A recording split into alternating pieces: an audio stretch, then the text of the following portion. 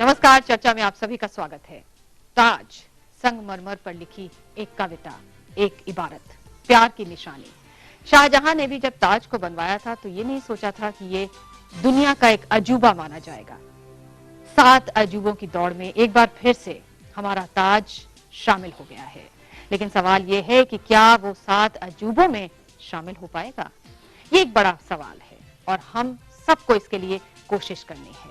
हम सब अपने ताज को उन 7 अजूबों में देखना चाहते हैं और इसके लिए जाहिर है कोशिश हमें ही करनी पड़ेगी। आज चर्चा में हम ताज के बारे में इसी सब सवालों को उठाएंगे और एक सवाल और उठाएंगे, वो ये कि हम अपनी जो विरासत है, अपनी जो धरोहरें हैं जो पूरे देश में फैली हुई, जिसमें ताज भी शामिल है, उसके रखरखाव के लिए कितने तैयार रहते हैं, कितने उसके प्रति उदासीन दिखते हैं या कितने उसके प्रति आशावान रहते हैं। ये एक बड़ा सवाल है जिस पर आज हम चर्चा करेंगे। और हमारे साथ यहाँ बैठे हैं श्री सुभाष गोयल साहब, जो कि प्रेसिडेंट है all India tours operators association से आते हैं।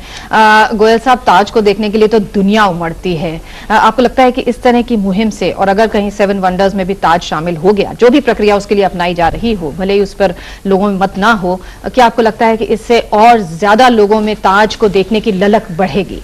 नहीं, मैं जैन साहब से और पांडे साहब से सहमत हूं, पर इस टाइम सवाल उसका नहीं है, प्रक्रिया का नहीं है। इस टाइम सवाल ये है कि देश की इज्जत का सवाल है कि हमारे पास नंबर 1 वंडर है वर्ल्ड का। दुनिया में कोई ऐसा मॉन्यूमेंट नहीं है। This is the most photographed monument on planet Earth, यानी कि कोई वर्ल्ड में ऐसी चीज नहीं है। ये नंबर 1 वंडर आना चाहिए। अगर ये नंबर 7 पे भी आ गया तो वो बड़ी बेशर्म, मतलब शर्म आने वाली बात है हर पेट्रियट को। और ये बड़ी दुर्भाग्य की बात है कि हमारी सरकार इसमें इन्वॉल्व नहीं है। आप बाकी चीन की सरकार लीजिए या बाकी सरकारें लीजिए, उनकी जो टूरिज्म मिनिस्ट्रीज हैं और कल्चरल मिनिस्ट्रीज हैं, वो एक्टिवली इसको एक मोमेंटम कर रही है। और मैं आपको मुबारकबाद देता हूं कि, और हमने क्या करा है कि हमने सारे अपने मेंबर्स को अपील करी है कि एसएमएस भी करें, और मैं आपके मार्फत पूरे देशवासियों को अपील कर रहा हूं, चाहे वो यहां पर हैं चाहे वो भारत के बाहर हैं, कि आप ताज 4567 में जरूर एसएमएस करिए। एक बार नहीं, कई बार करिए, क्योंकि अब सवाल यह है कि Taj is the most beautiful monument in the world. अब ऐश्वर्या राय सबसे सुंदर है, वो ठीक है, उसके ऊपर आप वोट करो ना करो, she is the most beautiful, पर अगर वो वोटिंग में हार जाए तो वो भी बड़ी शर्म की बात है कि उसको किसी ने रिकॉग्नाइज नहीं करा।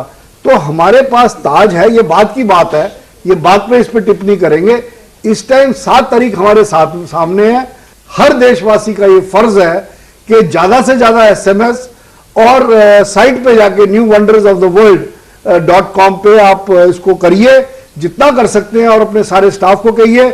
हमने कुछ स्टिकर्स बनाए हैं अपनी एसोसिएशन की तरफ से, जो कि हम सारे होटल्स और टूर ऑपरेटर्स को भेज रहे हैं कि अपने आप दफ्तरों में लगाएं, और जो भी कस्टमर आए उसको आप बोलें कि भाई आप एसएमएस भी करें और ये भी करें।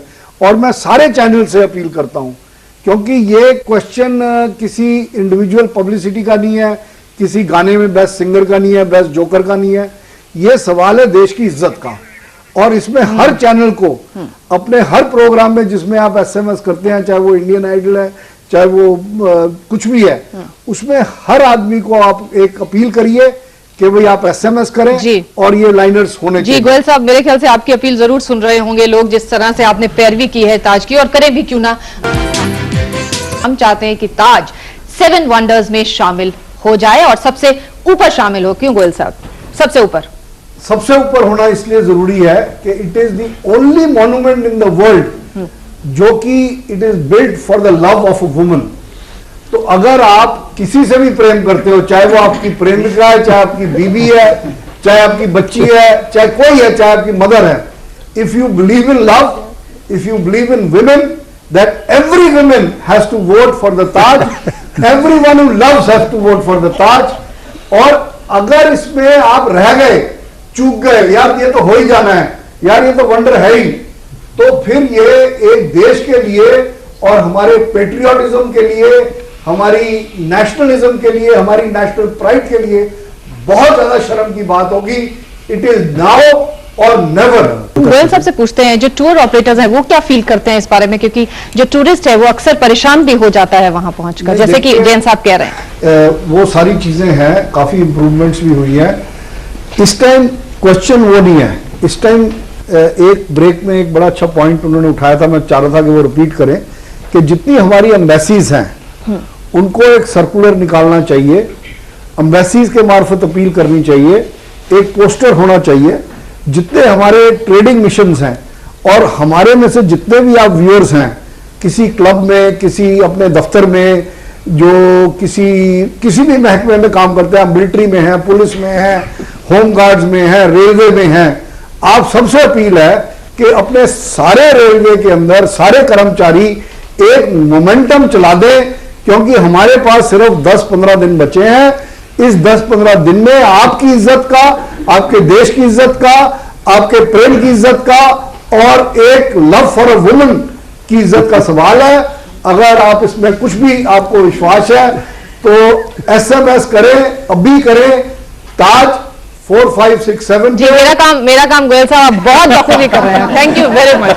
मैं पॉइंट क्लियर करना चाहूंगा कि सबसे ज्यादा टूरिज्म ताज की वजह से आ रहा है, और गरीबी अगर इस देश में हट रही है तो वो एम्प्लॉयमेंट की वजह से हट रही है, और सबसे ज्यादा रोजगार जो पैदा हो रहे हैं हर 2.5 सेकंड में एक रोजगार, क्योंकि जहां पर टूरिस्ट जाता है वहां होटल बनता है, होटल में सब्जी बेचने वाला भी चाहिए, एयर कंडीशनर वाला भी चाहिए, वाइट वॉशिंग वाला भी चाहिए।